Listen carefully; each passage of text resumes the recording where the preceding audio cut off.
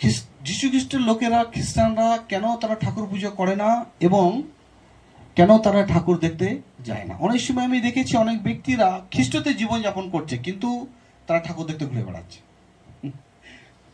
গতকালই এক ছেলে একজন আমাকে জিজ্ঞেস করছেন, স্যার আমি তো প্রভুতে, আমিও খ্রিস্টান, তো আমি দেখতে যাই, তো আপনি বলুন কি আমার এটা উচিত হচ্ছে কি বলুন। বলছে আমি তো যাই স্যার, কিন্তু ওর মধ্যে আমি ঈশ্বরকে দেখার চেষ্টা করি। আমি বলছি বাহ, ইয়াং ছেলে ছিল, আমি একটু উদাহরণটা তাকে অন্য দিক দিয়ে দেখলাম, হ্যাঁ বুঝে গেল সে, তাহলে তো স্যার ভুল হচ্ছিল না। হ্যাঁ, তো খ্রিস্টের লোকরা কি, ওরা কি ঠাকুর পুজো করতে পারবে বা ওরা কি ঠাকুর দেখতে যেতে পারবে? হ্যাঁ কি না, এটা কিন্তু জানা আছে না। Amen, hallelujah. আপনারা জেনে গেছেন, অনেক সুন্দর, অনেক সুন্দর, ভালো। এটা ওর ট্রাফিক ওর উপরে আমি প্রচার করব। নির্গমন তার 20:3-5 লেখা আছে, তু মুঝে ছোড় दूसरे को ईश्वर करके ना मानना। তুমি আমায় ছাড়া অন্যকে ঈশ্বর বলে মানবে না। ওকে, প্রথম, तू अपने लिए कोई मूर्ति ना बनाना, তুমি নিজের জন্য কোনো মূর্তিকে তুমি তৈরি করবে না। किसी वस्तु की मूर्त किसी वस्तु की मूर्त गढ़ना जो आकाश में या पृथ्वी पर या पृथ्वी के नीचे जल में है, तो उनके आगे दंडवत ना करना और ना उनकी उपासना करना। বলছে মানুষ কোনো দেবদেবীর যেন মূর্তিও না তৈরি করে, কোনো দেবদেবীর যাতে, কোনো মূর্তির যাতে তারা আরাধনাও না করে, কোনো মূর্তির আরাধনাও যাতে না করে, সরি এখানে যে মূর্তি, কোনো মূর্তি যাতে তারা আরাধনা না করে, কোনো মূর্তি যাতে তারা পুজো না করে, কোনো মূর্তিকে যাতে ঈশ্বর বলে তারা যাতে না মানে, বাইবেল বলছে। হালেলুয়া। তারপরে বলছে কোনো মূর্তি আপনি তৈরি করেছেন যে এটা আমার একটা কোনো ঈশ্বর বা কোনো একটা দেবতা, আর আপনি সেটাকে দেখে আপনি কি করছেন, তার নামে 2 দিন 3 দিন 4 দিন 5 দিন আপনি উপবাস রেখেছেন। বাইবেল মানা করছে যেন তুমি এভাবে যেন সেই মূর্তির নাম করে যেন তুমি কোনোদিন উপবাস করবে। তাহলে এইখানে এই পদের দ্বারা বোঝা যাচ্ছে 100% বাইবেল তার লোকদের ঘরে, বাইবেল শিক্ষা দেয় তার লোকদের ঘরে যে মূর্তির আরাধনা করা যাবে না। আমেন। এবং মূর্তিকে তৈরিও কিন্তু করা যাবে না। অনেক সময় আমরা হচ্ছে এই যে আমরা এখন দেখতে যাব, ঠাকুর দেখতে যাবো না, কোথায় অনেক খ্রিস্টান যায়, অনেক খ্রিস্টান আছে না যারা ভালো খ্রিস্টান, বলে ভালো খ্রিস্টান খারাপ খ্রিস্টান। তো খ্রিস্টানদের মধ্যে অনেক কোয়ালিটি আছে। আমেন। খ্রিস্টানদের মধ্যে অনেক কোয়ালিটি আছে। কিছু খ্রিস্টান আছে যারা কিছুই জানে না, আর কিছু খ্রিস্টান আছে তারা সবে জানে। Amen, hallelujah. তো দেখবেন অরিজিনাল পার্টসের অনেক দাম। আমেন। আর ডুপ্লিকেটের অনেক দাম নেই, কারণ অরিজিনালের আয়ু বেশি। হালেলুয়া। আর ডুপ্লিকেটের বেশি আয়ু নেই, ডুপ্লিকেটের বেশি কিন্তু আয়ু নেই। তো এই বাইবেল নির্গমনের পুস্তকে বলছে, পুরোপুরি মানা করছে কি আমরা কিন্তু কোনো মূর্তি না তো তৈরি করতে পারবো, না তো তার আরাধনা আমরা করতে পারবো, না তো তার নামে উপবাস আমরা করতে পারবো, কোনো কিছু করতে পারবো না। এবং মূর্তিও আমরা করতে পারবো, মূর্তি করাও পাপ। আমি অনেক জায়গায় দেখেছি এবং শুনেছি যারা মূর্তি তৈরি করে তাদের কেউ না কেউ প্যারালাইজ বা বড় ধরনের রোগের সঙ্গে তাদের করে জীবন সাবার হতে হয়। অনেক জায়গায় আমি দেখেছি এবং শুনেছি, কারণ অনেক বড় একটা পাপ। কারণ মানুষকে সত্য থেকে সরিয়ে নিয়ে যাওয়া, এটা হচ্ছে অনেক বড় একটা পাপ আমার প্রিয়। কারো জীবনকে যদি আপনি বাঁচাতে না পারেন, কারো জীবন কারোর অধিকার আপনার নেই। হালেলুয়া। কাউকে যদি আপনি রক্ষা না করতে পারেন, কাউকে ফেলে দেওয়ার অধিকার আপনার নেই। তারপরে লেপ ব্যবস্থার মধ্যে 26:1 লেখা আছে, তুম আপনে লিয়ে কোই মূর্তি না বানানা, তুমি নিজের জন্য কোনো মূর্তিকে তৈরি করে নেবে না।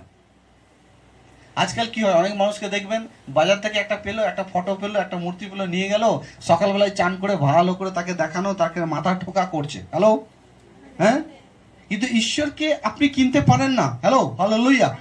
ঈশ্বরকে কিনতে আমরা ঈশ্বরকে কিনতে পারি না আমার প্রিয়। আমাদের কাছে সেই অর্থ নেই যে আমরা ঈশ্বরকে কিনবো। তো বাইবেল 100% তিনি মূর্তির বিরুদ্ধে আছেন, মূর্তির কিন্তু বিরুদ্ধে আছেন বাইবেল। তাই লেপ ব্যবস্থার মধ্যে লেখা 26:1 বলছে, तुम अपने लिए कोई मूर्ति ना बनाना, ना कोई गढ़ी हुई मूर्ति मूर्त, और ना कोई खड़ा किया हुआ खंबा और ना अपने देश में कोई पाषाण का चित्र रखना ताकि उसकी दंडवत करो, क्योंकि मैं तुम्हारा परमेश्वर यहोवा हूं। हालेलुया। কোনো মূর্তি অনেক সময় আমরা দেখবেন যীশু খ্রিস্ট অনেক মূর্তি নিয়ে যায়, আমরা ফটো অনেকজন আমরা রেখে রাখি। অ্যাকচুয়ালি যীশু খ্রিস্ট কোন রূপে ছিলেন এটা কি কেউ বলতে পারবে? কিন্তু অনেক সময় আমরা মনের সান্ত্বনা, মনকে খুশি করার জন্য কিন্তু আমরা এগুলো করে থাকি। মনকে খুশি করার জন্য আমরা কিন্তু করে থাকি। হালেলুয়া। যদি আপনি দানিয়েলের পুস্তকে যাবেন, সেখানেও দেখবেন সাদরাক, মেশক, আবেদনাগো আর দানিয়েল, সেই দেশের মধ্যে 4 জন ব্যক্তি ছিলেন যারা সত্য ঈশ্বরকে মানতেন। বাকি পুরো রাজ্য যারা সত্য ঈশ্বরকে ছেড়ে মূর্তির কাছে, মূর্তিকে ঈশ্বর বলে পরিচয় দিয়েছিলেন এবং তারা মূর্তির সামনে নিজের মাথাকে দণ্ডবোধ করেছিলেন।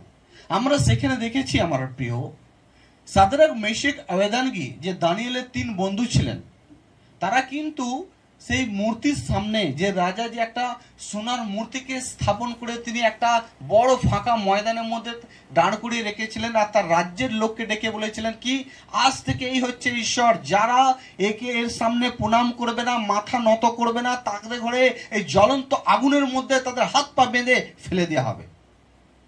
আমরা বাইবেলে দেখেছি 3 জন ব্যক্তি তারা কিন্তু সেই মূর্তিকে প্রণাম করেনি। রাজা যখন জিজ্ঞাসা করছে তোমরা কেন করছো না প্রণাম, বলছে এই উত্তরও আমরা তোমাকে দেব তার মনে করি না, যে তোমাকে কেন উত্তর আমি কেন বলবো, এর মনেই করি না তোমাকে উত্তর দেওয়ার জন্য কি কেন আমি এই মূর্তি প্রণাম করছি না।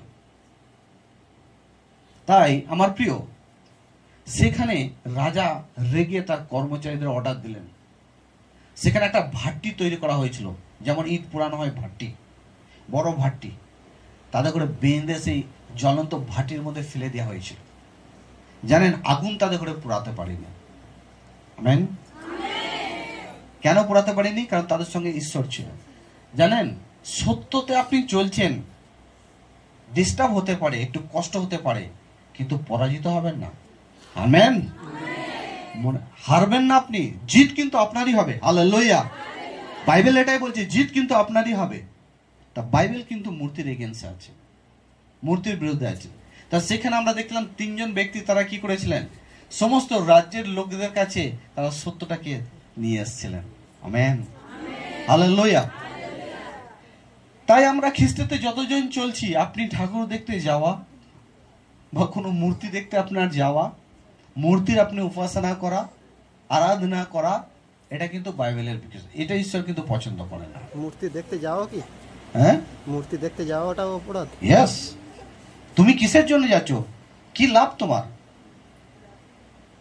তুমি তো নিশ্চয়ই যদি যাচ্ছ মূর্তির কাছে তুমি ওখানে, তাহলে তুমি কিসের জন্য যাচ্ছ? কিসের জন্য? হালেলুয়া। বাইবেল ওটাই বলছে কিসের জন্য।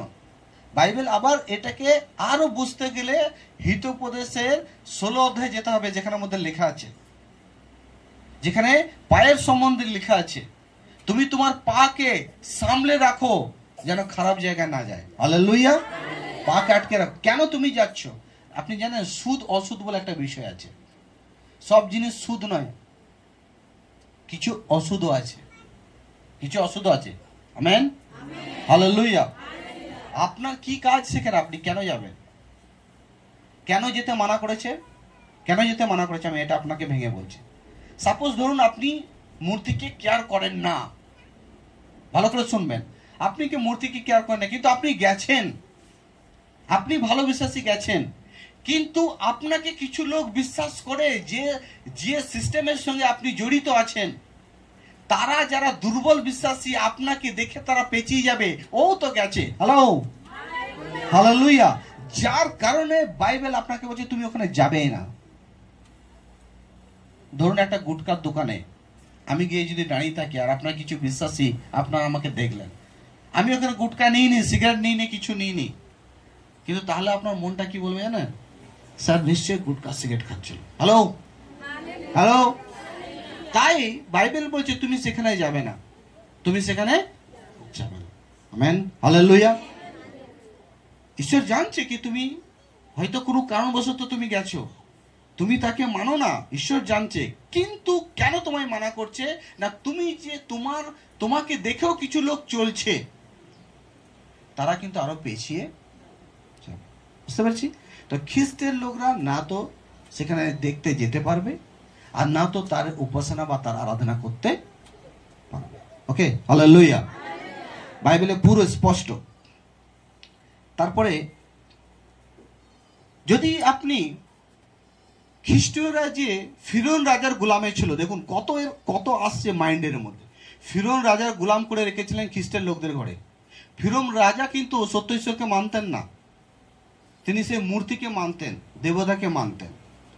ফিরৌন রাজা অনেক চেষ্টা করেছিলেন যে এদের করে পিটিয়ে পাটিয়ে এদের করে একদিন দেবতার কাছে নিয়ে আসবো আমরা, কিন্তু জানেন সেই সময় খ্রিস্টের লোকেদের উপর এত প্রেসার ছিল কি এদের মেয়েরা, এদের বউরা যখন ছেলে জন্ম দেবে, ছেলে জন্মকে মেরে ফেলবে, মেয়ে জন্ম দিলে তাদের করে বাঁচিয়ে রাখবে।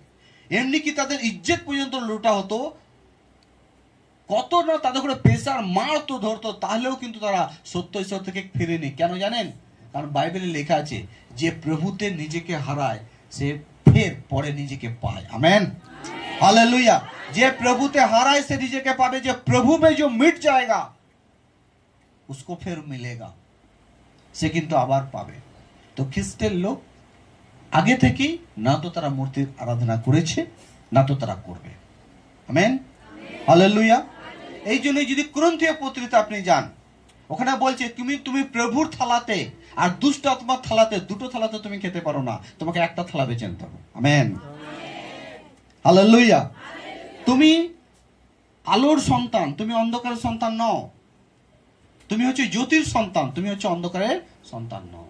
হয়তো আপনার শুনতে আশ্চর্য মনে হচ্ছে, কিন্তু এটাই সত্য, এটাই সত্য। কারণ প্রভু যীশু খ্রিস্ট মূর্তি ছিলেন না, ওনার মধ্যে জীবন ছিল।